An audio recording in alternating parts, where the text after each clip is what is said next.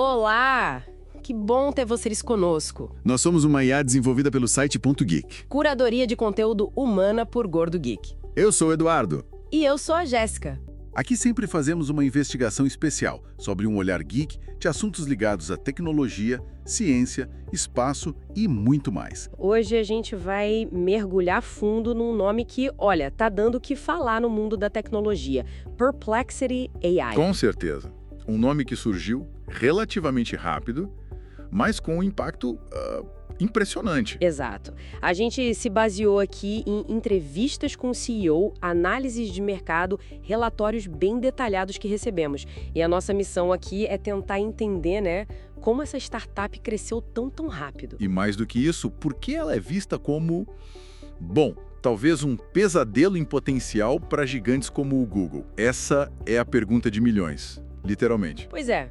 Pensa na proposta. Em vez daquela página cheia de links azuis que a gente está acostumado, você recebe uma resposta direta e com fontes citadas. É uma mudança de paradigma total, né? A promessa é enorme. Parece simples na superfície, mas como eles conseguiram isso, sair do zero ou quase isso para uma avaliação na casa dos bilhões de dólares em tão pouco tempo?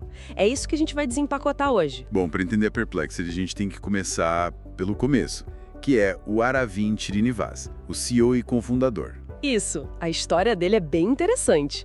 Veio da Índia, estudou no AITA, que já é uma instituição super renomada por lá. Exatamente. E depois PhD em Berkeley, focado em IA. E não parou por aí, né? Passagens importantes pela OpenAI, pelo DeepMind do Google. Quer dizer, ele não é um novato na área, ele estava no coração da revolução da IA antes mesmo de fundar a Perplexity. Totalmente. E foi justamente essa vivência lá dentro dessas gigantes que parece ter acendido a faísca. Ele sentiu na pele a frustração com o modelo de busca que a gente usa há décadas. Aquela coisa de perguntar algo e receber de volta um monte de trabalho, né? Ter que clicar em vários links, ler, comparar. Exato. Ele queria mais, não só links, mas conhecimento, informação já processada, sintetizada, confiável. A visão dele não era só dar uma melhoradinha na busca. Era mudar o jogo. Mudar o jogo completamente. Sair da ideia de um motor de busca que te dá caminhos para um motor de respostas que te dá o destino, o conhecimento direto. E como eles fazem isso na prática? Qual é a mágica por trás? Aí entra a tecnologia-chave. A ideia central é usar a inteligência artificial, claro, mas de um jeito específico. Primeiro, a IA entende profundamente a sua pergunta, a intenção por trás dela. Não só as palavras-chave. Não só. A semântica, o contexto. Depois, e isso é crucial, ela vai buscar informações atualizadas na web. Ela faz uma varredura em tempo real, ou quase isso. Ah, então ela não depende só do conhecimento congelado que o modelo de IA atende quando foi treinado. Exatamente. Esse é um ponto fundamental. Ela busca dados frescos na web.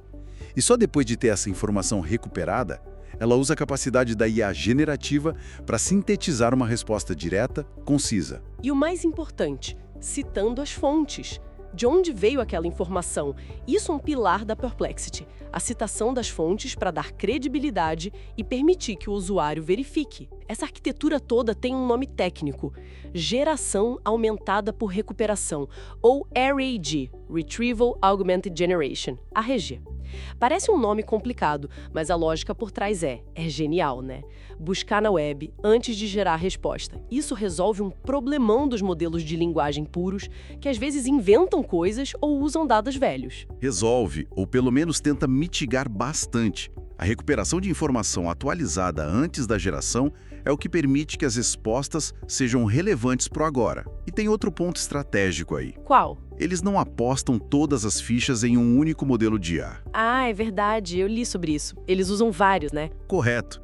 Eles adotam o que chamam de uma estratégia agnóstica em relação aos grandes modelos de linguagem, os LLMs. Eles orquestram vários modelos diferentes. Tipo quais? Os grandes nomes estão lá. O GPT-4 da OpenAI, o Claude da Anthropic, o Llama da Meta. E eles também desenvolvem modelos próprios, otimizados para tarefas específicas, como a família Sonar deles. Mas por que usar tantos? Não seria mais simples focar em um só, o melhor? Bom, melhora relativo, né? Modelos diferentes têm forças e fraquezas diferentes. Usar vários traz, primeiro, resiliência. Se um modelo está fora do ar ou com problema, eles podem usar outro. Faz sentido. Redundância. Segundo, otimização de custo. Alguns modelos são mais caros que outros para rodar. Eles podem escolher o modelo mais custo-efetivo para cada tipo de pergunta ou tarefa. Inteligente. E terceiro, performance. Eles podem direcionar a pergunta para o modelo que historicamente se mostrou melhor naquele tipo de tarefa específica. É como ter uma caixa de ferramentas completa, sabe? Com várias chaves, martelos, alicates, em vez de tentar resolver tudo só com um martelo. Gostei da analogia. E o mais fascinante que você mencionou é como eles meio que transformam esses LLMs superpoderosos em commodities. É um jeito de ver. O valor agregado da Perplexity não está apenas em ter acesso aos modelos, mas na forma como eles orquestram esses modelos, como fazem a etapa de RAG funcionar bem e como entregam a resposta final para o usuário, confiável, rápida e crucialmente com as fontes citadas. É nessa camada de produto e engenharia que eles focam o diferencial. E essa combinação de visão, tecnologia e estratégia, bom, parece que convenceu muita gente importante. O crescimento da avaliação da empresa é absurdo. É estelar, para dizer o mínimo. Vamos recapitular os números que saíram. No início de 2024, a avaliação era de cerca de 520 milhões de dólares. Já era bastante para uma startup jovem. Sim, já era um unicórnio em potencial. Aí, em junho de 2024, um novo aporte elevou a avaliação para 3 bilhões de dólares. Um salto enorme em poucos meses. Pulou para 9 bilhões de dólares. 9 bilhões. Em menos de um ano. Saiu de $500 milhão para 9. E as projeções ou rodadas seguintes, já entrando em 2025, colocaram a avaliação em impressionantes 14 bilhões de dólares. 14 bilhões de dólares. É vertiginoso. E os nomes que estão investindo nisso? São peso pesados. Jeff Bezos, por exemplo, investiu pessoalmente. A NVIDIA, que é central na infraestrutura de IA, também entrou forte. Fundos de venture capital de primeira linha. O interesse é enorme. Mas aí fica a pergunta, né? Como uma empresa que oferece um serviço majoritariamente gratuito ou com um plano pago relativamente acessível, sustenta uma avaliação dessas? Qual é o modelo de negócio por trás? Aí entra a estratégia freemium, que é bem clássica no mundo tech, mas eles aplicam de um jeito interessante. A versão gratuita do Perplexity é muito capaz. Sim, eu uso e realmente entrega bastante valor sem pagar. Exato. Isso funciona como uma isca, uma vitrine gigante, atrai milhões de usuários, gera buzz, coleta dados de uso para melhorar o produto, cria uma base enorme. E aí vem a oferta paga. Aí vem o Perplexity Pro. Custa cerca de $20 por mês. Com ele, o usuário tem limites de uso bem maiores, acesso prioritário aos modelos mais avançados como o GPT-4, o Claude 3 Opus, pode fazer upload de arquivos para análise e coisas assim. É para quem usa muito ou precisa dos recursos mais potentes. $20 por mês não parece um valor exorbitante, considerando o que promete. Não é, mas a aposta é que uma porcentagem dessa base gigante de usuários gratuitos vai converter para Pro, gerando uma receita recorrente significativa. E tem mais uma peça nesse quebra-cabeça do negócio. O mercado corporativo. Exatamente. Eles lançaram o Perplexity Enterprise Pro. É uma versão voltada para empresas, com recursos adicionais de segurança, administração, colaboração. O foco aqui é vender assinaturas em volume para organizações. Ah, isso faz muito sentido. Contratos corporativos geralmente trazem uma receita mais estável e previsível, né? Menos volátil que depender só do consumidor final. Sem dúvida. É uma forma de diversificar a receita, criar uma base financeira mais sólida e atender um mercado com necessidades específicas e, potencialmente, disposto a pagar mais por soluções customizadas e seguras. Ok, então temos a visão, a tecnologia RAG, a estratégia multi-LLM, o crescimento explosivo e o modelo de negócio freemium com foco crescente em empresas. Parece uma receita de sucesso, mas... Sempre tem um mas, né? Sempre tem. E no caso da Perplexity, esse mas parece estar ligado justamente àquilo que a torna tão poderosa. A necessidade de acessar informação fresca da web o tempo todo. É aí que as coisas ficam complicadas. Controversas até. Exatamente. Esse é o grande dilema, o conflito central que eles enfrentam. Para cumprir a promessa de respostas atualizadas, precisas, eles precisam ler a web constantemente, Rastrear, indexar, extrair conteúdo. Como o Google faz há anos, certo? Com seus crawlers. De certa forma, sim. Mas a forma como a Perplexity estaria fazendo isso gerou acusações bem sérias. Grandes publicações, nomes de peso como a Forbes, o Wall Street Journal, a Condé Nast, vieram a público dizer que a Perplexity está ignorando um protocolo fundamental da web. O tal do robots.txt. Esse mesmo. O robots.txt é um arquivo simples que os donos de sites colocam em seus servidores. É um padrão de cavalheiros, digamos assim. Nele, o dono do site diz: olha, robô de busca, Googlebot, Bingbot, etc., você pode acessar essa parte do meu site, mas por favor não acesse essa outra parte aqui. Geralmente para proteger conteúdo pago, áreas de login ou simplesmente para não sobrecarregar o servidor. Exato. É uma forma de indicar limites. A acusação é que os rastreadores da Perplexity estariam ignorando essas instruções do robot.txt e acessando e extraindo conteúdo de áreas que os publicadores explicitamente pediram para não serem rastreadas. Mas por que eles fariam isso? Qual a vantagem? A vantagem seria ter acesso a um volume maior de dados, talvez dados mais exclusivos ou atrás de paywalls parciais, para treinar seus modelos ou, mais diretamente, para gerar os resumos e respostas que eles oferecem. A Forbes, por exemplo, publicou uma investigação mostrando evidências de que a Perplexity estaria resumindo artigos deles de uma forma que só seria possível acessando o conteúdo completo, mesmo que o robots.txt bloqueasse o acesso geral. Isso é grave, porque viola uma norma estabelecida e potencialmente direitos autorais, né? Se eles estão resumindo o conteúdo protegido. Aí está o centro da disputa legal e ética. Os publicadores argumentam que isso é violação de copyright, que a Perplexity está se beneficiando do trabalho deles sem permissão e sem direcionar tráfego de volta para os sites originais, na mesma medida que a busca tradicional faria. Entendi. O Google te dá o link, você clica, vai para o site. A Perplexity te dá a resposta direto, talvez você nem precise ir ao site original. Exato. Isso ameaça o modelo de negócio de muitos publicadores que dependem de tráfego e assinaturas.